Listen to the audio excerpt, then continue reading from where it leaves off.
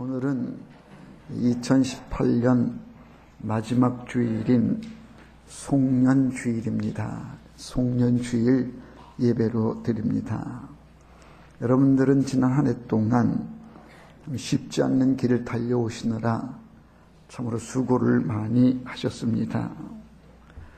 살아가는 데에 좋은 일만 있겠습니까? 때로는 힘든 일도 있고 또 버거운 일, 또 속상한 일, 아마 이런저런 어려움들이 적지 않았을 겁니다. 그렇게 힘들고 속상하고 또 어려운 일이 많은 지난 한 해, 여러분들은 참 지혜와 인내로 잘 헤쳐 오셨습니다. 그래서 여러분들은 올해의 최종의 승리자다, 그렇게 말할 수 있을 것 같습니다. 왜 승리자가 됐는가? 무엇보다도 시험과 유혹이 많은 죄악된 세상을 믿음을 잘 지켜 여기까지 오셨기 때문에, 그래서 여러분들은 승리자이시다라고 말할 수 있습니다. 특별히 변함없는 충성으로 믿음으로 헌신을 하면서 주의 일을 잘 감당해 오셨기 때문에, 그래서 여러분들은 믿음의 승리자다라고 그렇게 평가할 수 있습니다. 돌아보니 올 한 해도 참 쏜살같이 지나간 것 같습니다. 지나간 시간들 참 아쉽지만 되돌릴 수는 없을 겁니다. 그런데 되돌릴 수는 없지만 우리는 시간을 돌아볼 수는 있을 겁니다. 지난날 우리의 삶이 이랬구나, 이때에 좀 이랬었으면 좋았겠다라고 하는 지나온 시간들을 우리가 돌아볼 수는 있을 줄 압니다. 과거에 집착하는 것은 어리석은 일이지만 과거를 돌아보면서 미래를 지향하면 그것이 성숙한 삶이 되게 되는 그런 기회가 될 겁니다. 성숙한 사람은 지난 날을 돌아보면서 자신의 삶을 정돈할 줄 아는 사람입니다. 인간은 누구나가 잘못이 있을 수가 있고 실수가 있을 수 있는데, 지나온 시간의 실수를 돌아보는 사람들은 그 실수를 반복하지 않게 되어지고, 그래서 다가오는 시간들은 좀 더 효율적으로 복되게 보낼 수가 있게 되어, 지난 시간을 돌아본다고 하는 것은 참으로 소중한 겁니다. 저는 오늘 이 시간에 지난 해를 우리가 돌아보면서 우리가 이렇게 살아야 되겠다, 또 송년주일을 맞이하는 이때에 우리가 이 부분은 꼭 이렇게 하고 지나가야 되겠다라고 하는 그런 점을 몇 가지 살피면서 함께 은혜를 나누고자 합니다. 이렇게 이 관문을 지나가면 좋겠다, 세 가지의 문을 함께 나누면서 은혜를 나누고자 합니다. 한 해를 보내는 이 시간에 우리가 꼭 지나가야 될 첫 번째 관문이 무엇인가? 감사의 문을 우리가 지나가야 되겠다는 겁니다. 오늘 본문 15절 말씀에 보면 그리스도의 평강이 너희 마음을 주장하게 하라. 너희는 평강을 위하여 한 몸으로 부르심을 받았나니 너희는 또한 감사하는 자가 되라. 오늘 말씀의 핵심은 감사하는 자가 되라는 겁니다. 실상 우리의 지나온 삶을 돌아보면 감사 아닌 것이 하나도 없습니다. 돌아보면 모든 것이 감사할 조건이고 감사했어야 할 그런 것들이었습니다. 살아있는 그 자체가 감사이고, 크고 작은 사건들 속에서 오늘에 있기까지 지나온 모든 이런 일들을 돌아보면 감사치 않을 수가 없다는 겁니다. 특히 우리가 잊고 지나가서 그렇지 감사해야 될 가장 중요한 것은요, 우리를 존귀한 존재로 만들어주신 그 하나님의 은혜에 대해서 우리가 감사해야 됩니다. 우리가 얼마나 존귀한 존재인가. 하나님은 천지를 창조하시고 사람을 지으실 때에 하나님의 형상을 따라서 우리를 지어 주셨습니다. 그리고 만물을 다스릴 수 있는 권세를 우리에게 주셨습니다. 만물을 통치할 수 있는 권세, 우리를 특별히 존귀한 존재로 만들어 주신 것에 대해서 우리는 감사해야 됩니다. 아마 이 점은 우리는 되게 다 잊고 지나갔을 겁니다. 많은 동물들이 있습니다. 코끼리도 있고 기린도 있습니다. 그러나 그런 동물들이 수억 년을 지내왔지만 자기 스스로 집을 짓거나 자기 먹을 것을 재배해 먹는 그런 동물들은 하나도 없습니다. 빠른 스피드를 가지고 있는 치타나 사슴이나 표범, 호랑이들, 사자들들이 아무리 힘이 세고 맹수라고 하지만 그들은 자전거 하나, 리어카 하나 만들지 못하는 존재들입니다. 원숭이가 수억 년 살아왔지만 자기 옷 하나 재단에 입지를 못하는 그런 존재인데, 하나님은 우리를 존귀한 존재로 만들어 주시어서 모든 만물을 다스리는 권세를 주시고 복을 주셨으니 이 은혜가 얼마나 큰 것인가. 혹시 여러분, 내가 인간으로 태어난 것에 대해서 감사해 보신 적이 있으십니까? 아마 이 점은 이건 당연한 것이니까 그 부분은 아마 생각지를 못하셨을 겁니다. 혹시라도 여러분들이 강아지로 태어났다고 하면 여러분들은 지금 아마 꼬리를 흔들고 계셔야 될 겁니다. 하나님이 지어주신 존귀한 존재라고 하는 것이 이게 얼마나 감사한 것인가. 하버드 의대의 허벳 벤슨이라고 하는 박사는 이런 말을 했다 그럽니다. 인간의 두뇌는 하나님과 유선으로 연결되어 있다. 인간의 두뇌는 하나님과 유선으로 연결되어 있다. 하나님의 형상대로 지음받은 아주 존귀한 존재라는 겁니다. 이걸 감사해야 됩니다. 하나님이 나를 이렇게 존귀한 존재로 만들어 주셨구나. 이 부분에 대해서 우리는 감사해야 되고요. 또한 우리가 성도이기 때문에 감사해야 될 것은 구원받았다고 하는 것, 이것을 또 우리는 감사해야 됩니다. 요한복음 3장 16절 말씀에 보면 하나님이 세상을 이처럼 사랑하사 독생자를 주셨으니 이는 그를 믿는 자마다 멸망하지 않고 영생을 얻게 하려 하심이라. 하나님이 우리를 사랑해 주셨습니다. 그래서 독생자 예수 이 땅에 보내주시고 누구든지 그 예수를 믿기만 하면 멸망하지 않냐는 영생의 복을 주셨으니 구원받은 이 사실, 이 영생의 복을 받게 된 것에 대해서 우리는 감사해야 된다는 겁니다. 지금은 잘 모릅니다. 마지막 날 심판대 앞에 섰을 때에 구원받았다고 하는 것, 영생을 얻었다고 하는 것이 얼마나 귀한 것인지를 그때 가보면 우리는 절실히 아마 깨닫게 될 겁니다.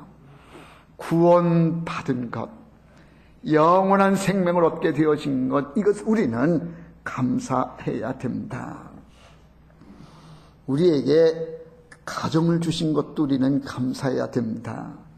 부모와 자녀, 남편과 아내, 가족들이 더불어 사는 것, 이것을 우리는 그저 그냥 지나치기가 쉬워서 그렇지 이것도 생각해보면 얼마나 감사한 일인지 모릅니다. 가족이 없는 사람들, 결손 가정이라고 그러는데 그들의 가장 아픔이 무엇인가 하면 먹을 것 입을 것이 없어서가 아니라 사랑을 나눌 수가 없어서, 사랑을 주고받을 수 있는 가족이 없어서 그래서 그들이 불행한 것 아닙니까?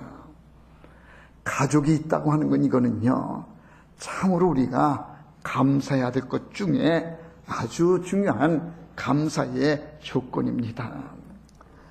또한 이웃과 더불어 지낼 수 있다고 하는 것, 이것도 우리는 감사해야 됩니다.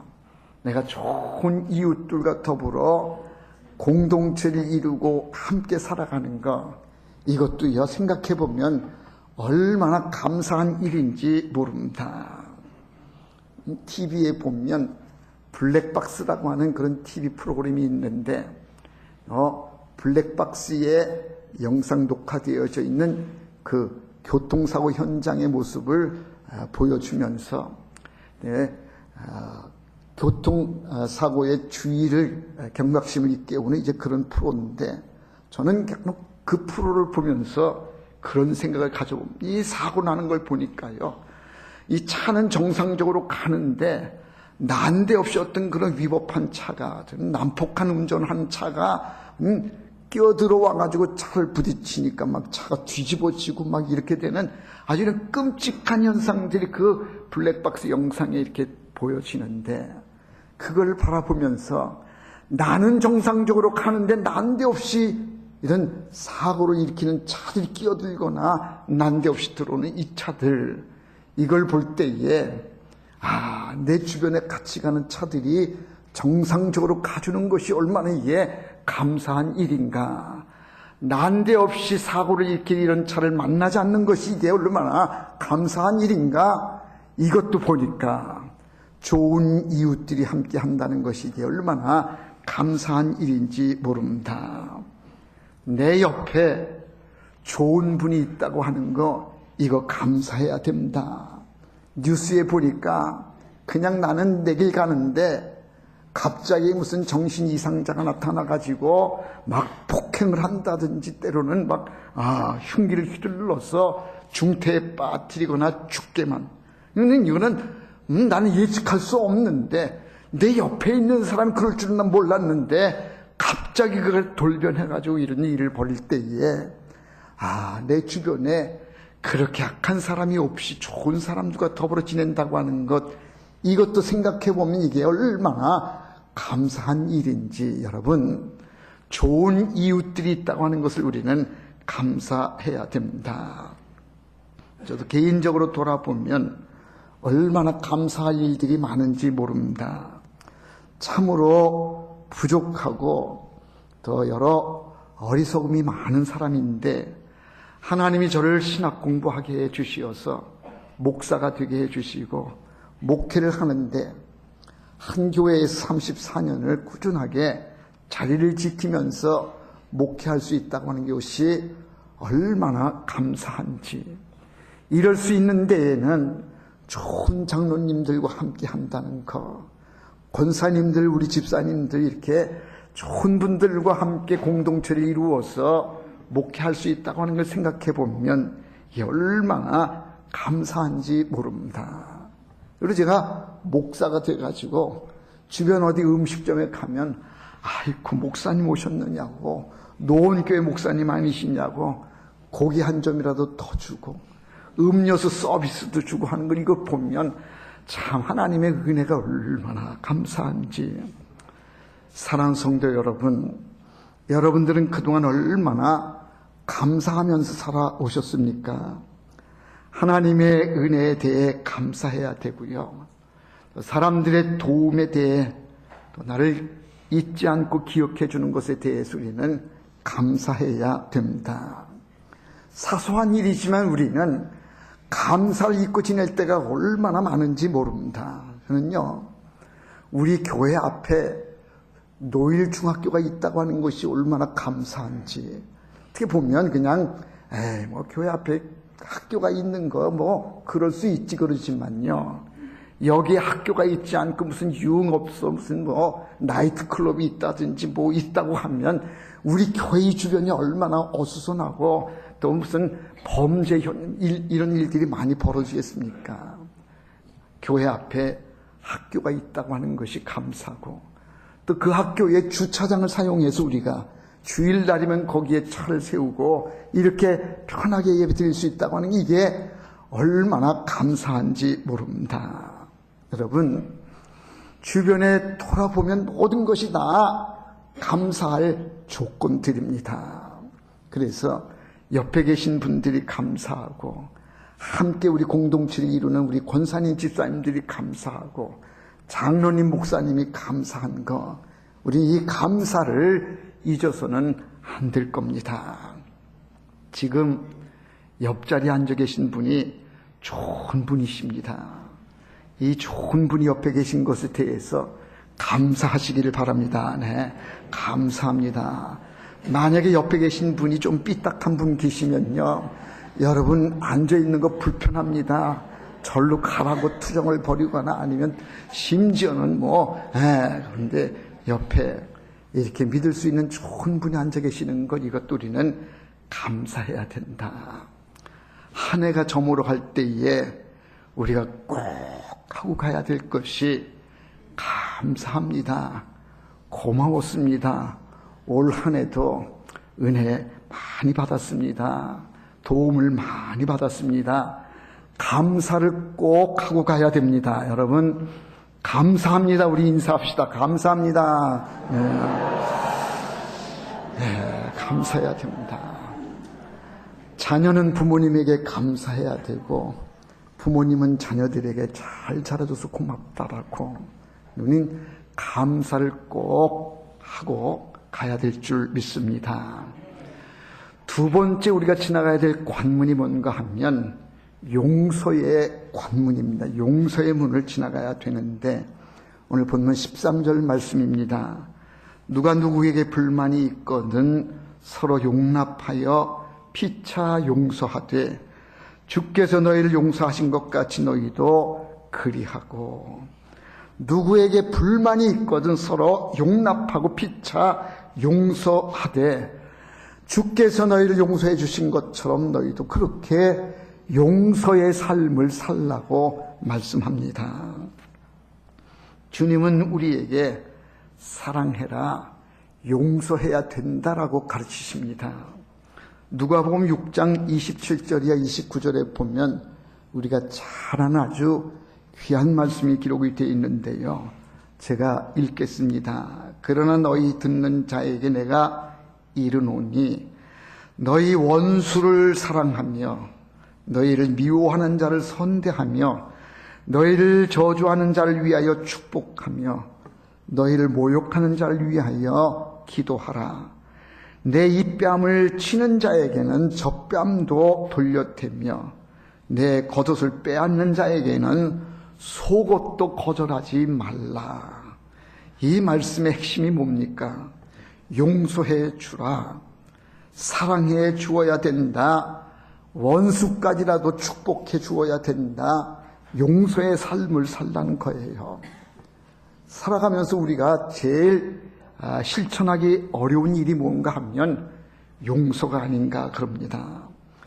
다른 사람을 사랑하고 이해하며 사는 일이 결코 쉽지가 않습니다. 더더욱이 내게 상처를 입히고 내게 큰 어려움을 준 사람, 그 사람을 이해해주고 용서하기란 쉽지가 않는데, 그런데도 주님은 우리에게 분명히 말씀하시기를 아무리 힘들고 어렵고 너를 괴롭혔다고 할지라도 사랑해야 된다, 용서해야 된다라고 말씀하십니다.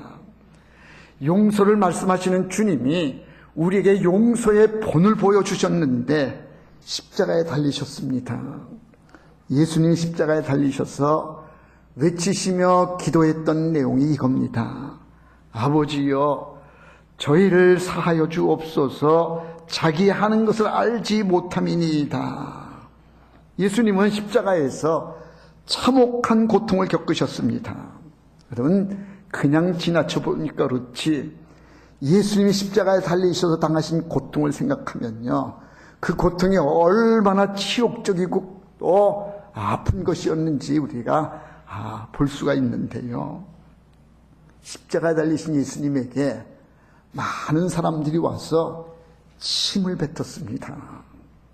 여러분, 차라리 매 한 대 맞는 것이 낫지 침을 얼굴에다 뱉어봐요. 여러분, 한번 누가 내게 와서 내 얼굴에다 침을 뱉었다고 그러면 이건 참 견딜 수 있겠습니까? 그런데 많은 사람들이 예수님 십자가 달리신 그 모습 위에 침을 뱉었습니다. 침을 뱉은 뿐만 아니라 욕을 하고 욕하고 저주하며 때리기까지 하면서 채찍으로 막 때리고 결국은 끌고 가서 십자가에 매달아 손과 발에다가 대못을 박았던 겁니다. 이 치욕과 아픔이 얼마나 컸겠습니까? 여러분, 만약에 여러분들이 그 같은 치욕과 고통을 당하고 있다고 하면 용서할 수 있겠습니까? 지금 내게 분노하며 침을 뱉는 그 사람에게 괜찮다고, 내가 다 이해한다고 그러면서 침을 얼마든지 뱉으라고 그렇게 될 수 있겠느냐는 겁니다. 그런데 예수님이 참혹한 치욕과 고통을 당하시면서도 저들을 다 용서함. 주여, 저들을 용서해 주옵소서. 저들이 하고 있는 짓을 지금 저들은 알지를 못합니다. 그렇게 용서를 하셨습니다. 그렇게 용서하시는 주님이 오늘 우리에게 말씀하시기를 너희도 용서해야 된다. 베드로가 물었어요. 예수님, 우리에게 잘못을 범했을 때에 몇 번까지 용서해 줘야 됩니까? 그랬더니 예수님 대답하시기를 70번씩 7번이라도 용서해 주라. 횟수로 말하면 490번인데 이 말씀은요, 횟수를 말하는 것이 아니라 끝까지 용서해 주라는 거예요. 아무리 용서할 수 없는 그런 일이라 할지라도 완전히 용서해 주어야 된다. 지난해 살면서 여러분, 누구 때문에 속상하셨습니까? 여러분, 무슨 일 때문에 아프셨습니까? 만약에 어떤 일 때문에 속상했거나 힘들었다고 하면 그 힘들었던 일을 잊어버립시다. 누구 그 어느 사람 때문에 속상했고 어떤 사람 때문에 내가 마음에 침이 됐고 아팠다고 하면 그 사람을 용서합시다. 용서해야 됩니다. 용서는 하나님이 우리에게 명령하신 명령이기 때문에 그렇습니다. 심리학자들의 말에 의하면요, 가끔 이유 없이 토하는 사람, 왜 그런가 하면 그 마음에 분노가 아직 남아있기 때문에 그렇다 그럽니다. 또 육체적으로 아무런 이상이 없는데 손발이 저리거나 마비되는 사람, 이 사람들 역시는 그 마음속에 뭔가가 응어리진 것이 있기 때문에 그렇다는 겁니다. 암세포가 꾸준히 생성되는 사람, 그 이유가 그 마음에 분노가 있기 때문에, 그리고 갈등의 문제가 해결되질 못했기 때문에 그래서 그렇다는 거예요. 신경통도 그렇고 위궤양도 그렇다는 겁니다. 그래서 누구에게 상처받은 것이 있을 때에 그 상처를 내가 그저 품고 있고 이 한을 내 속에 품고 있으면 그것이 결국은 내 건강을 해치게 되어지고 그리고 나를 평안으로 인도해 주지를 못한다는 거예요. 그래서 용서는 그 사람의 또 잘못을 이해해주고 넘긴다고 하는 그런 사랑의 의미도 있지만, 용서는 나를 생각하는 거예요. 나의 건강을 지키는 일이 되기 때문에, 그래서 용서는 이렇게 귀한 것인데, 주님은 우리에게 예수님이 너희를 용서해 준 것처럼 너희도 용서해야 된다, 그렇게 말씀합니다. 오늘 이 설교를 들으면서 누군가 마음에 응어리신 사람이 있다고 하면 그 사람을 기억하시면서 용서해야지, 내가 용서해야 되겠다, 그런 마음을 가지시기를 바랍니다. 저도 목회를 하면서 목회자가 입는 마음의 상처가 있습니다. 어떤 때에 가장 큰 상처를 입느냐 하면 그 집사님을 위해서 또 그 권사님을 위해서 기도합니다. 내 자녀를 위해서 기도하지 못할 때에도 그 집사님의 자녀를 위해서 기도했고, 내려오는 그 권사님의 자녀를 위해서, 그의 남편을 위해서, 그의 아내를 위해서 기도했는데, 그랬던 저의 마음을 이해하지 못하고 섭섭하다고, 왜 나를 그렇게 대해줬느냐고 엄한 소리를 하면서 등을 지고 떠나가는 그런 모습을 볼 때에 마음의 상처가 큽니다. 나는 그렇게 생각 안 했는데, 나는 그의 연약함과 그의 부족함을 위해서 나는 기도해주고 잘 되기를 바랐는데, 그런데 돌아오는 것이 오히려 나에게 대한 모함이요 섭섭하다라고 그러면서 등지고 간다고 할 때에 그 모습 바라보는 이 목회자의 심정이 얼마나 아픈가. 그럼에도 불구하고 주님은 용서하라고 하시니 주님 용서합니다. 내 마음은 아프고 섭섭하지만 주님의 마음을 생각하면 용서할 수밖에 없습니다. 용서합니다. 용서해야 됩니다.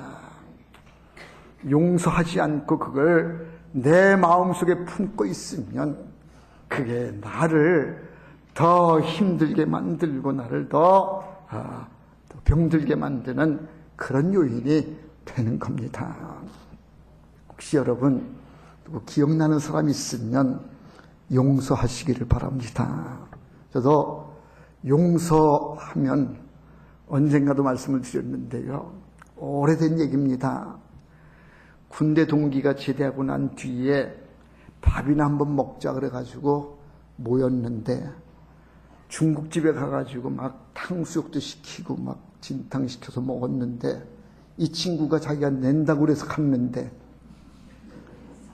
돈을 안 갖고 왔다네. 그러면서 내가 집에 가서 돈 갖고 올 테니까 너희들 여기 있어라 그래가지고 돈 가지러 갔어요. 여지껏 안 왔어요. 여러분, 용서 난 다 잊었어요. 그냥 다 풀었어요. 그런데 생각이 나는 거예요. 용서. 혹시 여러분 마음 가운데에 여러분에게 상처를 준 이가 있다고 하면, 여러분들 힘들게 한 사람이 있다고 하면 오늘 시간에 다 털어야 됩니다. 그것이 그 사람을 위한 일도 되지만 나의 마음을 평안으로, 나를 건강으로 인도하는 길이 그 길이기 때문에 용서해야 된다. 용서하시기를 바랍니다. 세 번째가요, 희망의 관문을 통과해야 된다. 이것이 이제 예레미야 29장 11절의 말씀인데, 말씀 보겠습니다. 여호와의 말씀이니라. 너희를 향한 나의 생각은 내가 아나니 평안이요 재앙이 아니니라. 너희에게 미래와 희망을 주는 것이니라. 하나님의 마음이, 하나님이 우리를 생각하실 때 우리에게 재앙을 주실 뿐만 하나도 없으시다는 거예요. 뭘 주시기를 원하시느냐? 평안을 주시기를 원한다. 미래에 희망을 주시는 것이 이게 하나님의 뜻이다라고 말씀하십니다. 여러분, 하나님은 우리에게 희망을 주시는 분, 소망의 주가 되시는 것을 믿으시기를 바랍니다. 성경을 자세히 읽어보면요, 성경의 내용 전부가 하나님은 우리에게 소망이 되어주시고 우리에게 희망을 주시는 분으로 그렇게 나와 있지, 하나님이 우리를 막 저주하시고 우리를 망하게 만드시고 우리를 힘들게 하시는 그런 주님으로 나타나 있지가 않다는 거예요. 하나님은 우리에게 희망을 주시는 분이시다. 대표적으로 마태복음 7장 9절에 보면, 너희 중에 누가 아들이 떡을 달라고 하는데 돌을 주며 생선을 달라고 하는데 뱀을 줄 사람이 있겠느냐? 너희가 악한 자라도 좋은 것을 자식에게 줄 줄 알거든 하물며 하늘에 계신 너희 아버지께서 구하는 자에게 좋은 것을 주시지 않겠느냐? 아버지가 자식에게 좋은 것을 줄 줄 아는 거 아니냐? 악한 아버지라도 자식에게는 잘 좋은 걸 주려고 하는 것이 아버지의 심정인데 하나님의 마음은 그보다 더 그렇지 않겠느냐는 거예요. 더 좋은 것을 주시지 않겠느냐. 하나님 우리에게 잘 되기를 바라시는 분, 우리에게 희망을 주시는 분이 하나님이시다라는 얘기입니다. 생각해보면요, 세상에서 제일 불행한 사람이 누구냐?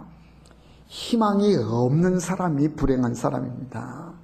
먹고 입고 사는 거 가난하다 부하다 이건 2차적인 문제고요. 아무리 가난하고 먹을 것이 없다고 그래도 내일에 희망이 있는 사람은 그런 사람은 그래도 행복한 사람입니다. 먹을 것이 지천에 늘려 있는데도 불구하고 내일에 소망이 없습니다.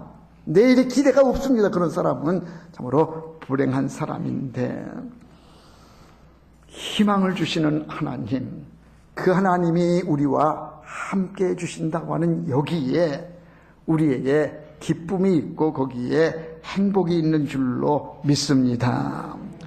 토마스 칼라이라고 하는 사람 말하기를 인간은 희망의 기초를 둔 존재다 그랬어요.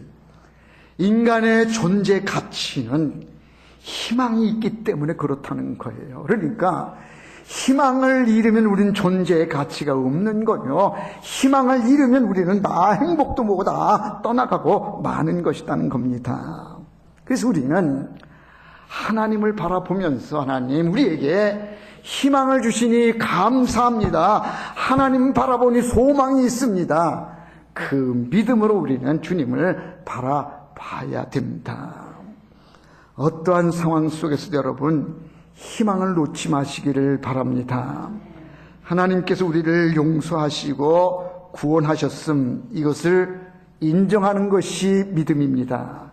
뿐만 아니라 우리의 믿음은 거기서 떠나가 하나님은 우리에게 소망이 되시는 분이요, 우리에게 잘 되도록 희망을 주시는 분, 그 하나님을 믿는 것이 우리의 믿음인 줄로 믿습니다. 믿음의 사람은 결코 절망하지 않습니다.